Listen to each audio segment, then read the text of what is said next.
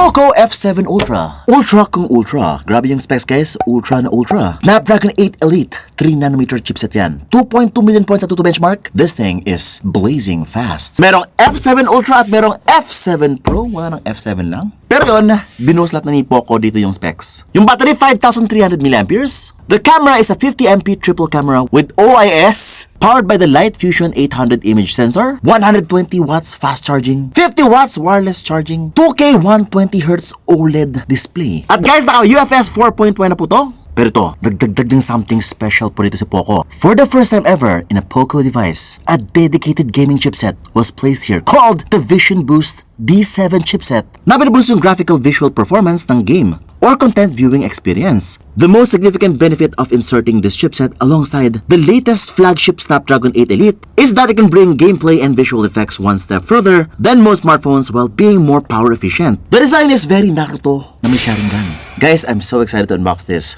Let us do it. But since you're watching Unbox Diaries, ooh. Now this year, F7 Pro, F7 Ultra lang. Wala tang F7 or coming soon pa yan. Pero si last year, para pansin ko, wala masyadong views dun sa F6 ko lang. Mas marami lagi yung F6 Pro. I wonder why. Interest level for the F6 lang or walang Pro is so small. I got here 16 gigs of RAM, 512 gigs of internal storage, POCO F7 Ultra. Grabe naman si POCO! Yellow! POCO 1. Masyadong political statement. SIM ejector pin na yan. Quick start guide and warranty. Safety information and the jelly case. Or the black case. At ito na si POCO F7 Ultra. Ayan na siya. Uy, ganda. Mena. Ito na yung Type-C cable. 120 watts fast charging. Medyo malaki ha. Guys, alam nyo ba, itong charger na to, pwede mong gamitin sa laptop, sa power bank, or sa mga ibang phones ni Xiaomi na 30 watts, 33 watts, 15 watts kagana siya. Yung mga fast charging nila. Eto na! The yellow is here. Grabe naman. Black and yellow. By the way, thank you so much POCO for giving us the yellow color. I love it so much. Di ko na talaga nagustuhan yung kanyang maraming text dito sa ilalim. The global version is just too many information. Ang arte mo naman, Vince. Tatakpan lang naman. Ako nga, most of the time, 90% of the time, my jelly case. Understood. If you're indicating that something happens 90% of the time... Natindihan na. I understand now. Now, the design of the phone is straightforward. Actually, yung katawan niya is same na same sa POCO F6 Pro last year. The curves, the sides, sa taas, sa ilalim, nagkabala yung kanilang camera module. At syempre, yung design sa likod niya, meron siyang parang may C dito sa upper part. As meron siyang parang line dito sa gitna para separated yung design niya from the upper part of the phone and the lower part. Ito yung kanyang camera module, no? Medyo makapal yung kanyang camera module. Pero look at that, the 3 cameras at the back looks like a Sharingan. Ready to hypnotize you with its image quality. May siyang flash dito. 2 flash. Napakalakas. And yes, meron siyang IP68 water and dust resistance. Yung kanyang body pala is, kapag nahawakan mo, talagang very premium siya. It is very premium. Very mamahalin ang feeling. Feels like a true flagship device. But for design, alam talaga na it's not up there with the Samsung S5 Ultra or iPhone 16 Pro Max, syempre. Pero yung quality, halos the same na, pang flagship experience. Kaya medyo loud and proud ito. Yun nga lang kapag nalaro ka na ganito, medyo tatamaan lagi yung kanyang camera. It's a frosted matte finish back. Hindi dumihin, doesn't invite fingerprints or smudges. Overall, parang kung gagamitin ito, parang mas gusto ko siya gamitin na nakahubad or walang casing. Ganito yung tsura niya kapag ginagamit mo. Pag nagpipicture, ganyan. Naglalaro, ganito. Ito pala yung tsura ng black color.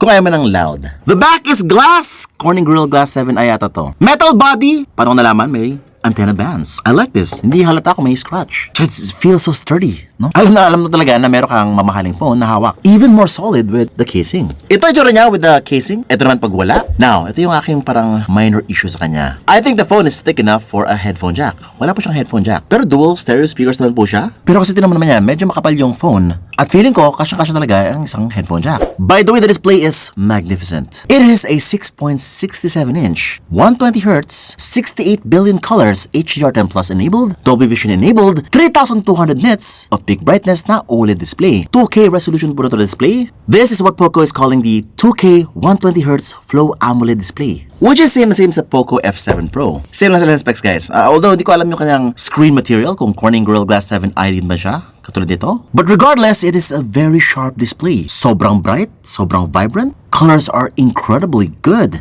So this display is well built for gaming. From the looks of it yung kanyang display ay flat, not curved, which is perfect for gaming. May punch hole siya, katamtaman lang yung size. The bezels are also very thin, but not new. Which is similar lang sa POCO F6 Pro last year. Same na same sila. And at times, parang mas manipis pa nga yung sa last year version. Pero yun, very smooth yung display. 120Hz. Actually, ito na yung kailangan nyo. Hindi nyo kailangan ng 144Hz. Kasi baka maubos na yung battery nyo agad. Only a very few games actually support that. Yung graphics ng games, napakaganda. Top of the line. High resolution po. Halos lahat ng gameplay dito. Pero to, in terms of sound quality, parang halos the same na siya dun sa F6 Pro last year. In terms of volume, in terms of sound quality, same na same.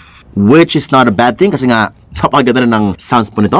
May bass na po at dual stereo po siya. Meron siya parang surround sound effect. And sa YouTube rin, meron siyang up to 4K 60 frames per second HDR support. Gumagana po yung Dolby Vision and spatial audio. Tinala ko yung Squid Game dito really works.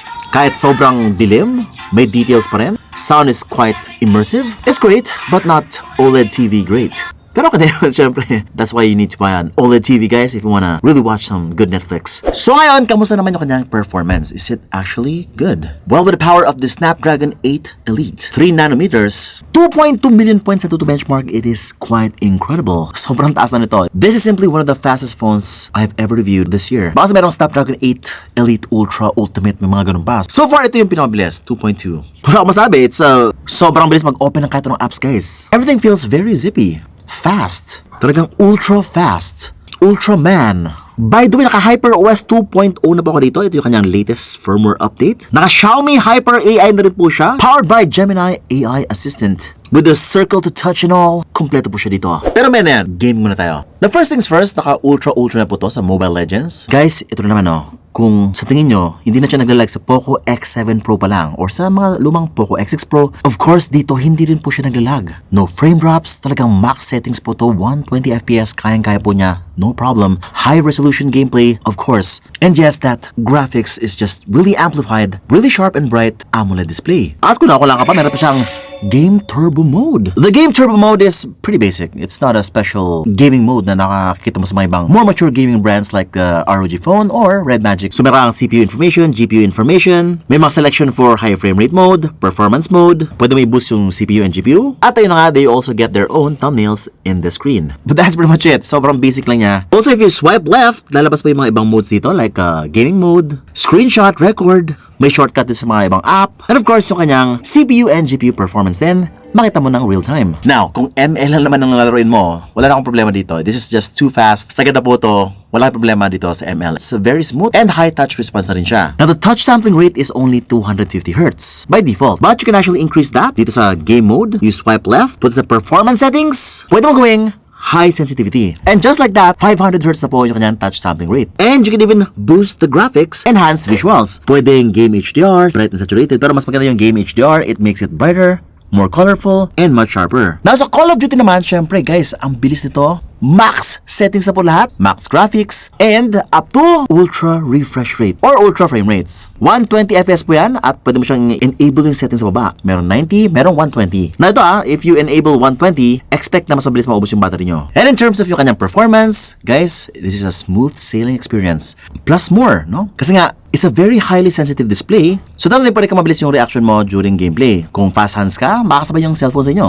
Advantage din guys ng 120Hz is madaya to. Mas mabilis ka mag-react kaysa sa kalaban mo. Get the advantage, get the POCO F7 Ultra. Now sa Genshin Impact naman, ito na. I think Genshin Impact is the benchmark for pretty much all of the smartphones out there. Kapag nagmamax settings na po siya, hindi na naglalag, then you have a very fast smartphone. But the thing is, it looks like si POCO F7 Pro, kayang-kaya na niya yung ganito at max settings. So I'm not really sure ano pa yung bang makikita nyo if you get a Snapdragon 8 Elite. Now for most of my experience, si Genshin Impact, madalas 58 to 60 na po yung nakuha ko dito. And for the Snapdragon 8 Gen 3, laging 60 FPS na siya. So yun, in terms of frame rates, wala naman sabi, 60 FPS to. Pero dahil po sa game mode, meron siya mga extra features dito na makakatulong sa mas smooth pa na frame rates. Meron siyang smart frame rate mode dito, super resolution din, at game HDR, making it look much more smoother and much sharper. So yung smart frame rate feature na yan ay ina-adjust niya automatically yung smoother motion in the gameplay. All games can reach 120 FPS, limited to all games covered under the game category of the Get App Store. Also, a new feature of the Vision Boost D7 chipset is called Super Resolution. Can enhance image quality, especially in low light scenarios in the game. It can dynamically identify darker areas in your game using AI algorithms to improve shadow details and visibility, making enemies in dark corners easier to spot. Ito naman guys, game HDR. ini-increase niya yung HDR effect in the game for better image contrast, making the overall visuals more vivid and layered. Now guys, parang PC level na po yung dating niya dito. Now I'm not sure na available to sa POCO F7 Pro ha, pero wow,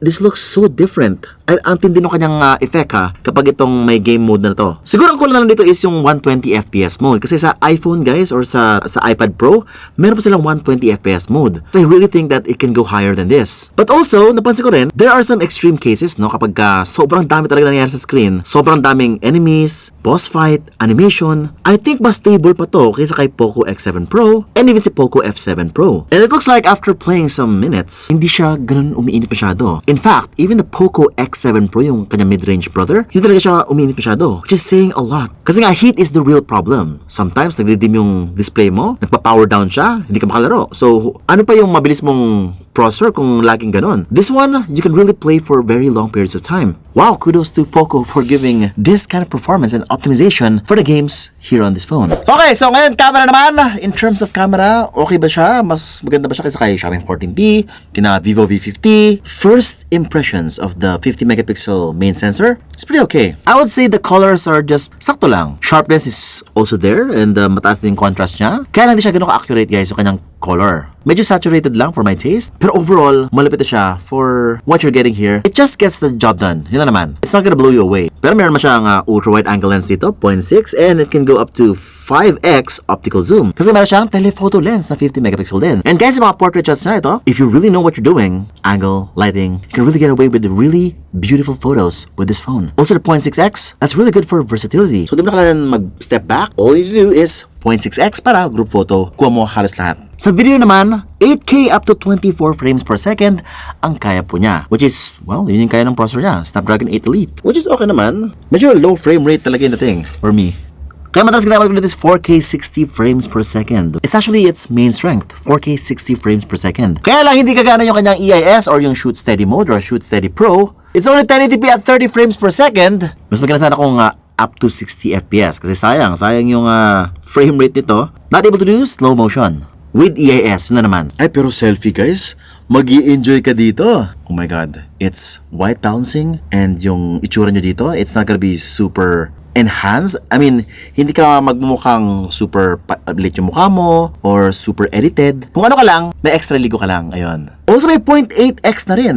Guys, mag 0.8x kayo lagi sa selfie para mas payat yung mukha nyo. Ayun. Kasi pag 1x, masyadong mataba. 1x, 0.8x, diba? Other than that, low light is also excellent, pero it's not really gonna blow you away. Okay naman siya, it will just improve yung kanyang low light capability during low light situations. Alright, so who is this phone for? Now for the price of only 12,256, 36,999. Meron siyang 16,512, 39,999. Okay, so medyo tumaas siya ng konti in terms of yung pricing, and of course, syempre yung sa specs din. Compared sa last year's generation. Wala na yung non-Pro version, F7 Pro na lang at yung F7 Ultra. Which are you gonna buy? Ito or yung Pro version? But here's my take, if you really want yung parang the best of the best na yung specs, ito na yun. Future-proofing, siguro after 2-3 years, okay pa to. Hopefully lang magkaroon siya ng mga updates pa. But so far, my experience with the phone is, it's really good at what it aims to do, which is gaming, performance, being fast, being POCO. Siguro naisip niya baka hindi naman gano'n ka-importante yung camera, sakto lang, kailangan nyo picture lang sa blackboard para wala ng notes or maraming selfie, like yung pogi, ganun, okay na yun. Which is, I think, mas effective yon. Kasi nga, you don't have to pay as much as 50, 80,000 pesos just for a Snapdragon 8 Elite. You can now get it for only ganung presyo. Of course, subjective yung itsura. Matibay naman siya, IP68 water and dust po yan. Go get nyo na yung pinakamalaki, 1TB version para after 2-3 years, okay pa rin siya. Pero kung wala kayong budget dito, mag F7 Pro na lang kayo. Mas mura yun. At naka 8 Gen 3 na po siya, yung flagship last year. If you wanna see the unboxing and full review ng POCO F7 Pro, ano na gawin? Subscribe, hit the bell icon so that you don't miss any of my great content. Sabihin sa inyo watching Unbox Diaries. Woohoo!